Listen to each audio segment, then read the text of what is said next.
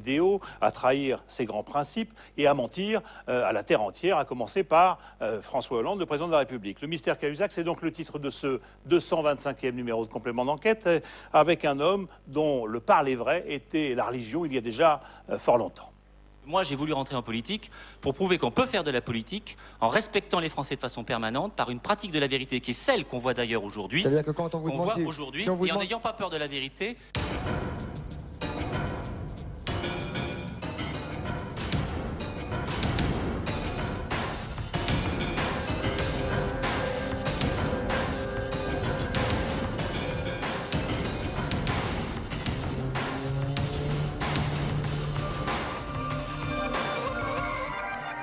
Deux sujets ce soir sur cette affaire Cahuzac. D'abord, le premier sur la question qui est au cœur de la commission d'enquête parlementaire qui a commencé ses travaux avant-hier. Qui savait, qui aurait dû savoir, qui n'a pas voulu savoir. Et puis le deuxième sujet porte sur le parcours incroyable de Jérôme Cahuzac, sur son ambition foudroyée, sur ses mensonges inconsidérés de l'homme à qui pourtant tout souriait. Et puis, nous serons en Suisse avec une très belle enquête de Clément Cassex sur ces Français qui ont des comptes là-bas, bien cachés, près du lac Léman. Une élue verte, Florence Lamblin, s'est faite surprendre alors qu'on lui ramenait chez elle de l'argent en petites coupures. C'était, elle le croyait, son argent, c'était en fait l'argent de la drogue. Pour évoquer tous ces sujets, eh bien, nous serons notamment ici, dans les locaux de Mediapart, le site qui a révélé l'affaire et tenu bon dans la tempête. Nous recevrons son fondateur, Edu Plenel. Nous verrons avec Claudine Bilan, psychologue, ce qui se passe dans la tête d'un menteur. Et puis, avec Antoine Payon, journaliste à la Croix, ce qu'il en est de cette évasion fiscale qui coûte très cher tous les ans à la France. On commence par l'enquête. Jérôme Cahuzac, qui savait, qui aurait dû savoir. Tristan Walex, Joanne Nertombe, Sophie Lafargue. Et bien sûr, si vous voulez réagir, eh bien, le mot-clé, c'est d'enquête.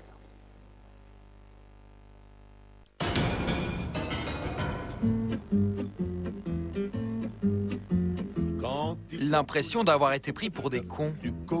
C'est peut-être le sentiment le plus partagé aujourd'hui. Dans le Lot-et-Garonne.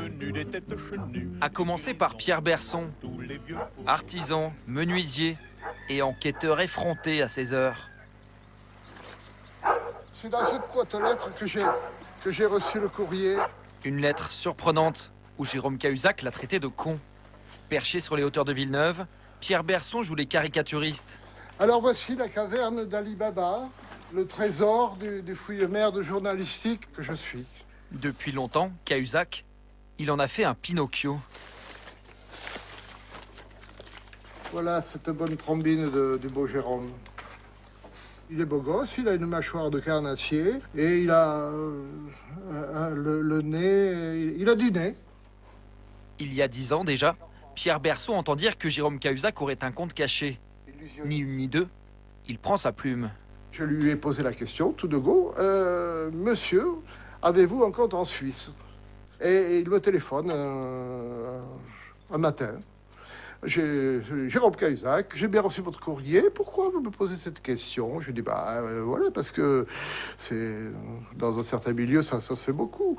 Mais c'est sa curiosité qui m'a fait comprendre que j'avais mis le doigt sur un endroit sensible. L'artisan, menuisier, brocanteur ne lâche pas l'affaire. En 2003, il renvoie un courrier, plus précis encore. Alors je lui disais très cordialement, je suis persuadé que vos bons et loyaux services à l'industrie pharmaceutique vous ont été récompensés en Suisse. À sa grande surprise, Jérôme Cahuzac lui répond en 2 mots. Pauvre con. Quand on est député, répondre à une petite insolence gentille comme ça, écrire pauvre con, c'est d'un mépris qui n'est pas supportable. Et je pense que je l'ai touché quelque part. Et il n'a pas su dire autre chose que cette stupidité. Vous les connaissant, les cons innocents. Comment un simple habitant du Lot-et-Garonne a-t-il pu savoir ce que les services de renseignement assurent avoir ignoré jusqu'en 2013 ? Le compte suisse de Jérôme Cahuzac était-il vraiment inconnu des plus hautes autorités de l'État ? Je pense qu'on a volontairement cherché à couvrir et à ne pas savoir. Le mensonge de Jérôme Cahuzac a été accompagné par une partie du gouvernement. Avant d'être pris la main dans le sac, Jérôme Cahuzac a-t-il bénéficié de négligence ou de complicité ? Des enquêtes ont-elles été étouffées ? Un homme politique, c'est pas un dossier intéressant parce que c'est un dossier en merde. Nous avons retrouvé plusieurs agents des impôts qui assurent avoir donné l'alerte en 2008 mais aussi 7 ans plus tôt, dès 2001. Tous les clignotants étaient au rouge et habituellement, pour beaucoup moins que ça, l'administration prend une décision, donne une suite à l'affaire. Un compte caché qui ne l'était plus vraiment depuis une énorme maladresse. La bourde, en 2000. Jérôme Cahuzac discute avec son gestionnaire de fortune. En fait, c'est que j'ai toujours un compte ouvert à l'UBS, qui ne plus rien malheureusement. Manque de chance. La seule personne concernée, c'est l'UBS. Il appelle en même temps, sans faire exprès, son rival politique, l'avocat Michel Gonel, dont la messagerie enregistre tout. C'est chier d'avoir un compte ouvert là-bas.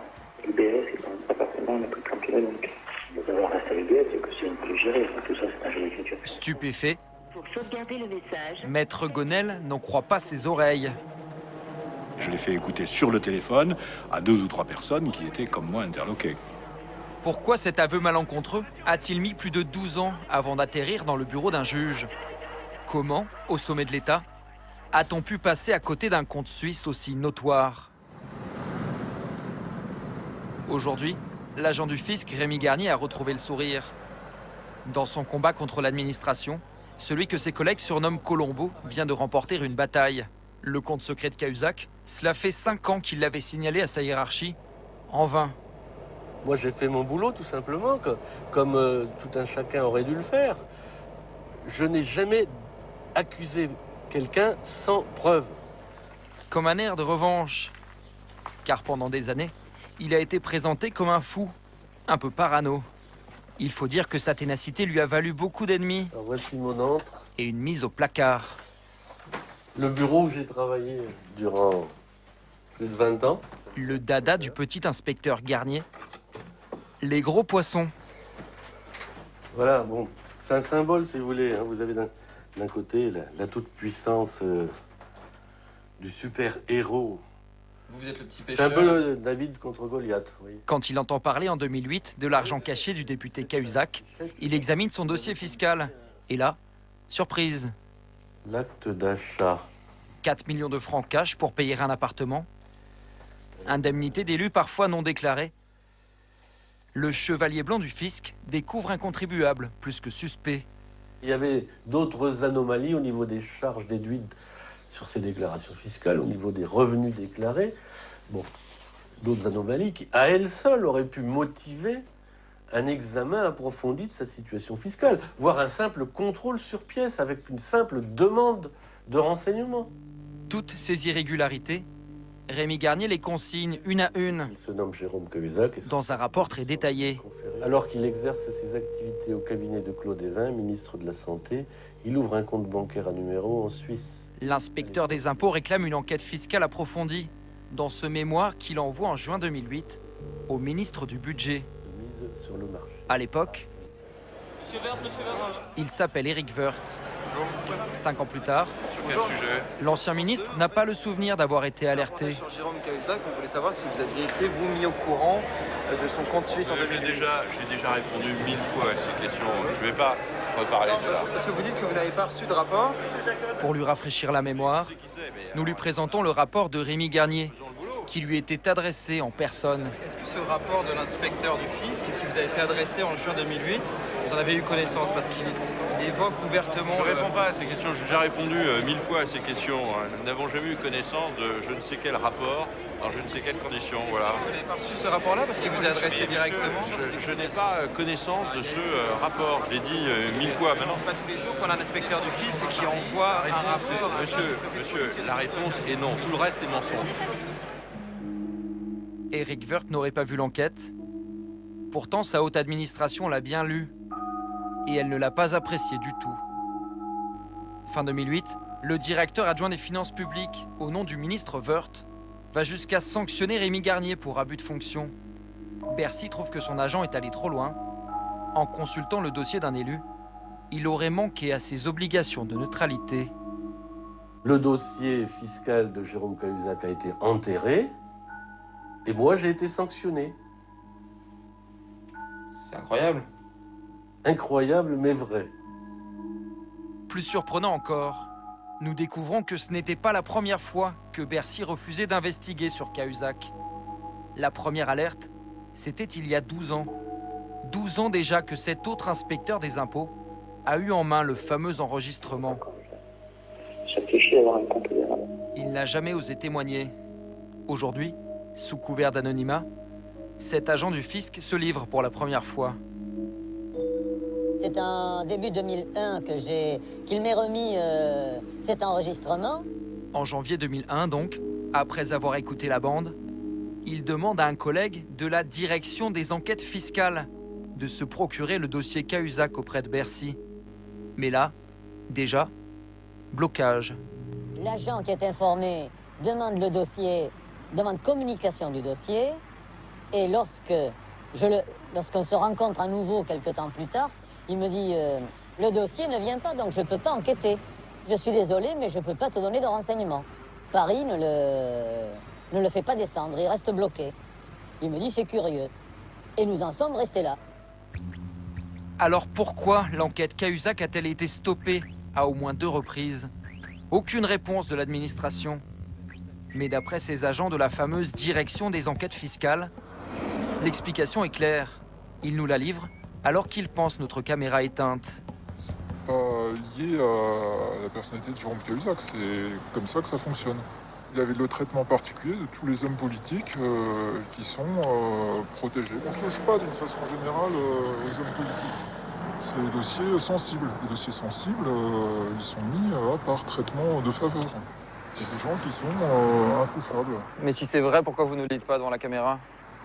Non, je ne dirais pas. Le secret Cahuzac, classé par l'administration. Et pourtant, il continue de circuler dans les arcanes du pouvoir, jusqu'au sommet de l'UMP. Le cabinet de Xavier Bertrand, par exemple, est discrètement informé il y a plus d'1 an, en pleine présidentielle. D'après un conseiller de l'ex-ministre, l'argent caché de Cahuzac était à l'époque tout sauf un scoop. C'est une conversation une fois.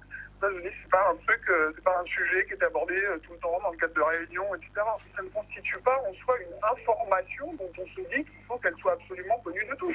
C'est pas inintéressant de savoir si ça circulait même de manière informelle dans des cabinets ministériels de... C'est que pour que ce soit arrivé jusqu'à des oreilles comme ça, c'est que c'était arrivé à d'autres oreilles, bien sûr, si c'est ça votre question. Beaucoup d'oreilles bien renseignées, sans que le grand public n'en soit informé. Les premiers à briser l'omerta, ce sont les journalistes de Mediapart. Fin 2012, ils publient sur leur site l'enregistrement explosif. Mais pendant de longs mois, jusqu'aux confessions du ministre, personne ne veut les croire. J'ai écouté cette bande plusieurs fois, j'ai cru comprendre que c'était Donald qui parlait, mais on nous dit non, c'est Cahuzac. Mais où sont les preuves, les témoins, les aveux? En l'état du dossier, il n'y a rien. Accuser simplement, c'est quand même léger. Il n'est pas normal que Mediapart ait été considéré comme le pire du journalisme quand Cahuzac démentait, et que, comme par magie du jour au lendemain, nous soyons devenus le meilleur du journalisme parce qu'il a avoué. Ça n'a absolument aucun sens. Car entre les premières révélations de Mediapart et les aveux du ministre, d'autres signaux auraient pu alerter. Mais Hollande et son gouvernement donnent l'impression d'avoir tout fait pour se voiler la face. C'est en tout cas ce que prétend un témoin capital de l'affaire Cahuzac. À Genève, nous avons rendez-vous avec un banquier qui connaît très bien le dossier. Un ancien de l'agence Rail, là où Cahuzac a caché son argent après UBS. Dans notre voiture, Pierre Condamin-Gerbier, l'homme qui a fait basculer l'enquête. Rail était une maison relativement de petite taille. Il est aujourd'hui menacé de mort, car il a eu accès à des données confidentielles de clients de Rail. Parmi eux, des Français hors la loi, comme Jérôme Cahuzac. C'est un sujet sensible, bien sûr. C'est quand même un scandale d'État pour l'État français qui implique un certain nombre d'acteurs connus et reconnus sur la place de Genève.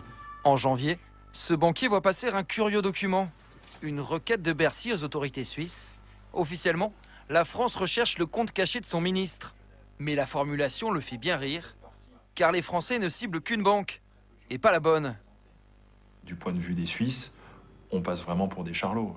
Quand on sait quel type de questions on pose, on sait quel type de réponse on va obtenir. Et ça permettait très rapidement de sortir un bout de papier où on disait « Mais regardez, les Suisses eux-mêmes nous disent qu'il n'y a rien. » Ou ces gens-là sont incompétents et c'est grave de leur donner la responsabilité de la lutte contre la fraude fiscale en France. C'est même presque aussi grave de leur donner leur responsabilité tout court. Ou alors, ça n'est pas de l'incompétence et c'est de la malhonnêteté volontaire. Mauvaise question. Réponse attendue. Il se marre. La France se trompe d'établissement bancaire, alors la Suisse répond qu'elle ne trouve rien. En février, Cahuzac, blanchi à tort, est donc défendu comme un seul homme par ses collègues du gouvernement. En lançant cette procédure, je n'avais pas de doute sur son résultat.